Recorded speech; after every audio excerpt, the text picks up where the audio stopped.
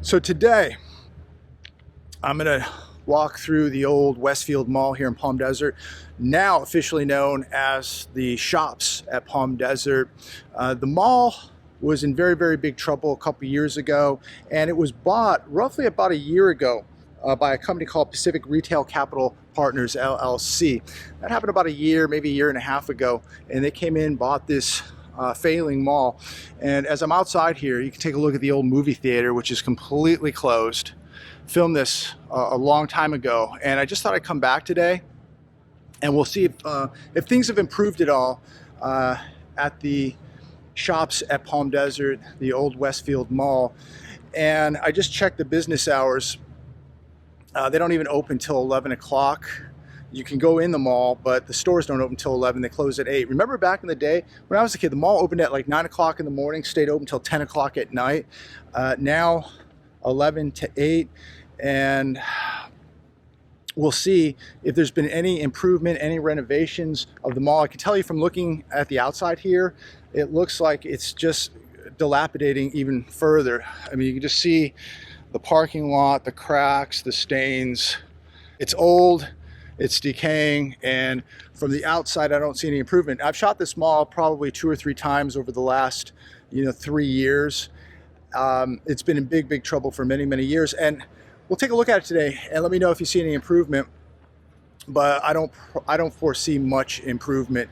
Another thing that comes to mind is back in April we got the data that 43% of retailers in the United States of America could not pay their rent on time.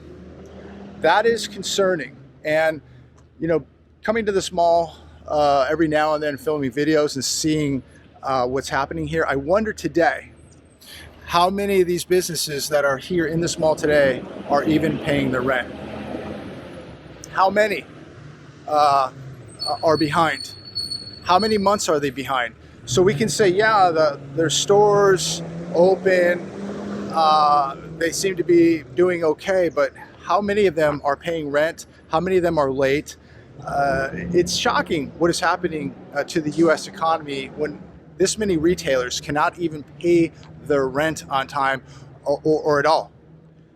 So it is really sad to see a once beautiful, thriving mall continue to decay, at least from what I see out here. We'll take a look at the inside, but I don't expect much improvement. And again, we don't even know how many of these places are even paying rent at this point, how far behind they are.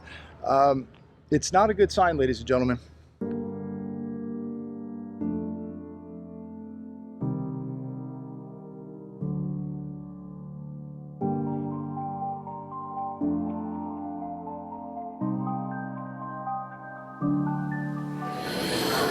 Yeah, these are all closed. All closed.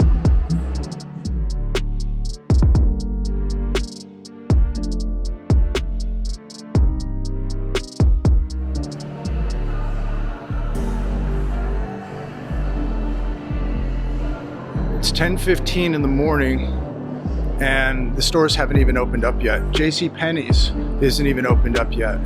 Is this bizarre? 10:15 in the morning and the stores are still closed.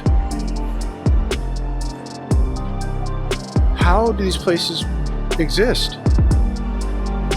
Permanent closed. Permanent closure. Another permanent closure here. Corner store closed. Another closure right here, and this is a permanent closure. There's another permanent closure right here. But it's just shocking how many stores aren't even open. We're going on almost 10:30 now, and stores haven't even opened, but a lot of permanent closures here.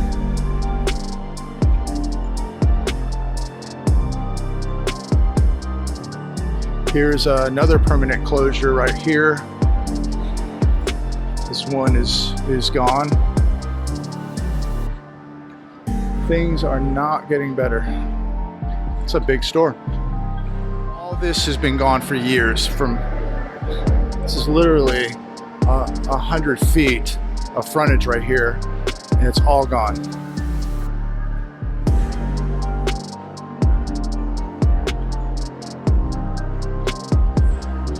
They just dressed the windows. This one's gone too, and they're using it for, I don't know what. Another one permanently gone. This used to be a little pizza joint years ago. Still closed. Another one permanently gone.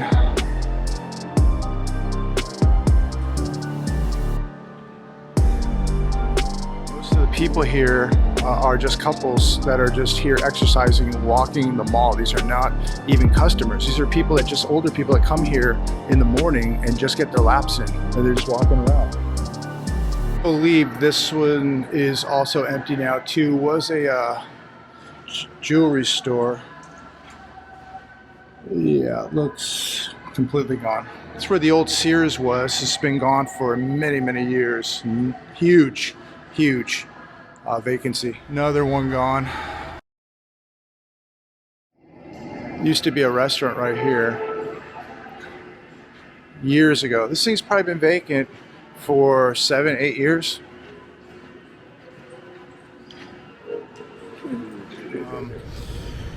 Some arguing over here with some homeless people here in Palm Desert. Things getting very hostile over here. Jenna, baby, please, I'm sorry. Look, we'll get along. Jenna, stop leaving me.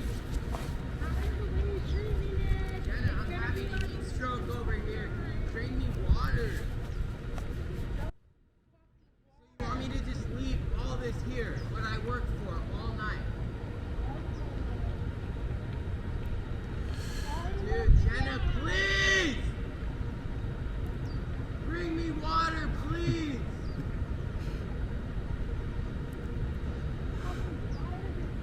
Dude, help me! So, just left the mall over there, Palm Desert. Didn't see much improvement. It's really sad. I wanted to just go over a few other things as I head out of here. In regards to the economy, you can see the mall for yourself. It's not getting much better, and it's going to get much worse. This coming from KFI Radio. National burger chain closes restaurants, might be filing for bankruptcy. This is BurgerFi. They just closed 8 restaurants. They have 120 restaurants total, might be filing bankruptcy. I would expect that you're probably going to see more of the burger chain, BurgerFi, closing restaurants. This is again just adding to the restaurant apocalypse that's taking place. Here's another one. Rubio shuts down 48 locations in California, 24 in SoCal. More job losses, more vacancies. This is going to put more pressure on the tax base of these cities that are losing the retailers, losing the restaurants. You know, that pays for firemen, that pays for police, that pays for teachers and schools. We're losing that tax base when restaurants and retailers are closing up. They're not paying taxes. And then think about who owns these vacant buildings and how much money is being lost when these vacant buildings aren't being rented and leased. Here's another one from the Daily Mail. San Francisco's business hub is deserted with eerie footage showing boarded up shops, for lease signs, and empty sidewalks after spiraling crime and homelessness drove businesses out. It looks like a complete war zone. It looks like a bomb went off. These places are gone. The town is just becoming a ghost town because nobody's going there, nobody's shopping in these districts. And again, who owns these buildings? Nobody's leasing them, nobody's renting them. Somebody's taking huge losses. More than likely going to be your smaller and regional banks. So we're going to see more devastation in the banking sector. MSN, middle-class Americans say they struggle. 2/3, according to this article, 2/3 of America's middle class say that they are facing economic hardship. I mean, this is just absolutely getting out of control, and I don't see any help on the way. There is no light at the end of the tunnel. How are people even doing it at this point? The debt that people are taking on right now to survive, to stay middle class, to feed their families, this is going to be something that we look back on and just really not believe that we got to this point. And how did this even happen, you know? I don't even have words to explain what I'm seeing out here in the United States of America. People are out driving around. There are people out shopping. There are people eating. But a lot of this is because people still have credit cards. People have access to debt. And they're paying 23+% to do it. But people are going to fight this all the way. A lot of people, millions of people are going to fight the inflation. They're going to fight this depression with credit cards. And it's going to be a big mistake, because this is going to blow up. And people that are taking on this much debt at the worst possible time are going to pay a humongous price. Here's one from Fox Business. Auto prices are falling, but owning a car is more expensive than ever. Why is that? Take a look at your insurance premiums and elevated interest rates to buy a car. Most people don't pay cash for a car. Most people have to finance. So if we go by a credit score, this is from NerdWallet. If we go super prime, that's a credit score of 781 to 850. The average APR on a new car is 5.38%. Remember at one time when it was zero? The average APR on a used car at super prime is 6.8%. If you have prime credit, 661 to 780.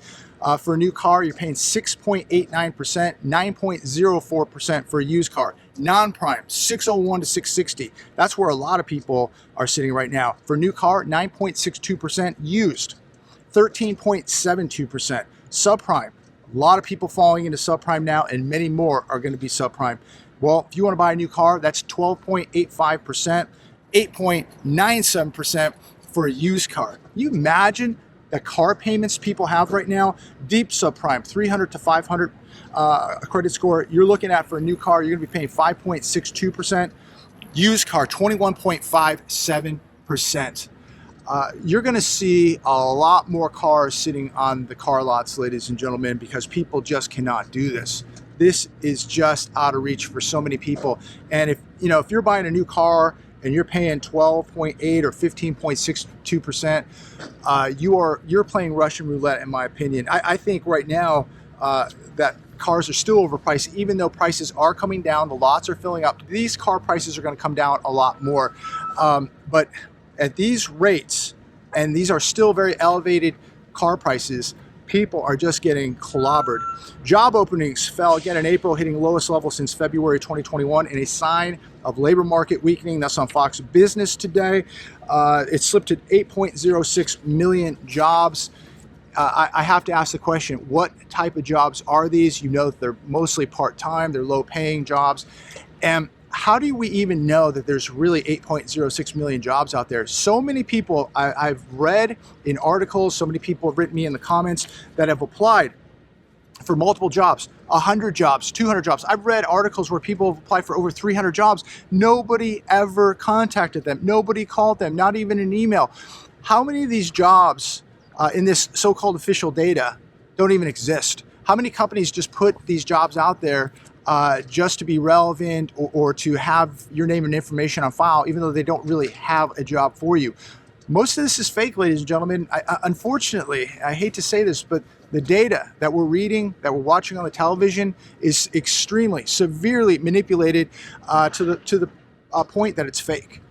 Do you really believe that there's 8.06 million jobs out there? Do you really believe that unemployment is really, I don't know, where are we at today? 3.7, 3.9%. You really believe that? I don't. Do you believe that inflation is 3.4, 3.5%? No way. I don't believe any of this stuff. They can tell us till they're blue in the face that the economy is doing incredibly well, that the consumer's extremely resilient and strong. Do you believe this stuff? I do not believe it one iota. I'm just driving around today, looking at all the vacant buildings, looking at a decaying mall that's been decaying for literally at least a decade, and it's not getting any better. So comment down below. Let me know your thoughts on any of this. It's a beautiful day. We're starting to come into some real heat out here, but I wanted to just take a little walk at the mall, and I don't really see much improvement. And I don't really see much improvement with the overall U.S. economy. It continues to get worse and worse and worse while they're telling you and I that things are fine. Inflation's improving. You can get a job, even though you need 2 or 3 just to survive. It's horrible. And there's homeless people. I mean, I'm making this video in Rancho Mirage now, and there's homeless people everywhere. This is unheard of. This never, ever happened. Palm Desert, homeless everywhere. They're everywhere. And I pray that at some point we get a grip on this and we get these people help and get them off the streets. This is not right. While we're helping people from all over the world, giving them money and hotel rooms and food and healthcare and educations, we have people right here, millions of people in so much trouble, and they're just wandering around all day long, just doing whatever they do with no help whatsoever. I'm going to leave it there today. Comment down below. Please make sure to like, share, and subscribe. As always, God bless every one of you. God bless America. Pray for this country. Ladies and gentlemen, walk close to God.